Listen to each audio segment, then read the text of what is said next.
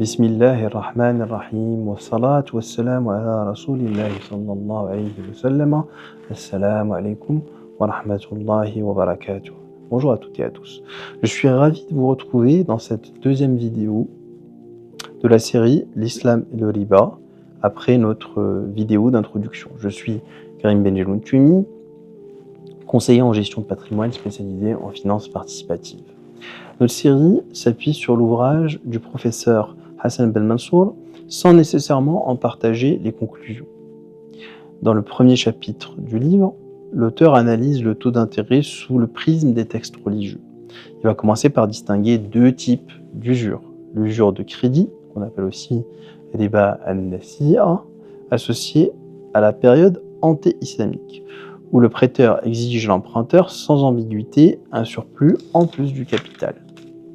Et l'usure de vente, qui est le surplus exigé lors de l'échange de deux produits de même valeur et de même nature, et qui s'appuie sur un hadith précis de notre prophète sallallahu alayhi wa sallam, qui nous dit « Échanger l'or contre l'or, l'argent contre l'argent, les dates contre les dates, le sel contre le sel, un produit contre un autre, qui soit du même genre, de la main à la main.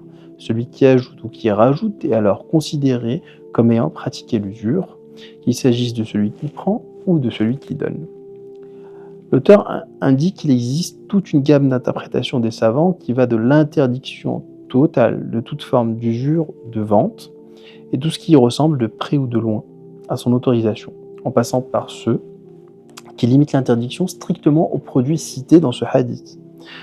Alors, nous ne sommes pas à l'aise avec la conclusion de l'auteur selon laquelle une majorité de savants auraient autorisé l'usure de vente. Mais nous devons nous intéresser davantage au deuxième type d'usure, l'usure de crédit, qui est plus contemporaine de nos problématiques d'aujourd'hui. Et par rapport à ça, l'auteur commence par nous rappeler à juste titre que l'usure de crédit a été interdite progressivement par le Coran pour tenir compte des pratiques de l'époque et des mœurs des gens. Le verset 39 de la sourate Ar-Rum, d'abord, va nous dire, dans le sens des versets, ce que vous donnez en vue d'un accroissement aux dépens des biens de vos semblables ne s'accroît pas auprès de Dieu. Par contre, ce que vous offrez comme aumône, désirant se faisant la face de Dieu, voilà ceux qui auront un double avantage dans l'au-delà. Dieu n'interdit pas encore l'usure dans ce premier verset. Le verset ensuite 161 de la sourate An-Nisa est aussi parce qu'il pratique illicitement l'usure et accapare les biens malhonnêtement donc, d'autrui. Aux impies, nous avons réservé un châtiment douloureux. Ce verset va évoquer l'interdiction faite aux Juifs et ses conséquences, préannonçant l'interdiction de l'usure pour les musulmans. Le troisième verset, le 130 de la sourate Al-Imran, donc, croyants, ne vous livrez pas à l'usure en portant de double en double, ad'af muda'afa, votre créance. Craignez Dieu pour être heureux. Donc ce verset n'interdit toujours pas strictement l'usure, mais il enjoint le croyant à arrêter cette pratique pour être heureux. Et enfin, les versets 275 à 280 de la sourate Al-Baqarah semblent plutôt sans équivoque, en clarifiant la prohibition de l'usure, en précisant les sanctions dans l'ici-bas et dans l'au-delà, et en indiquant les solutions pratiques pour les personnes qui sont confrontées à l'usure, et notamment la possibilité de garder le capital prêté et de renoncer aux intérêts, donc aux produits usuraires pour celui qui prête. L'auteur va ensuite nous parler des causes d'interdiction. C'est-à-dire que l'auteur considère que si l'usure du crédit est interdite, selon le Coran, c'est parce que, et le savant l'a mis en évidence, il y a des impacts néfastes. Donc, notamment, le Coran nous dit qu'il y a un accaparement malhonnête des biens d'autrui qui crée un préjudice matériel à l'homme. Il y a donc une lésion envers autrui. On a également la notion d'accumulation de dettes nouvelles qui augmente avec les majorations jusqu'à engloutir tous les biens de la personne, tous les biens de l'emprunteur. Donc ça conduit à son appauvrissement.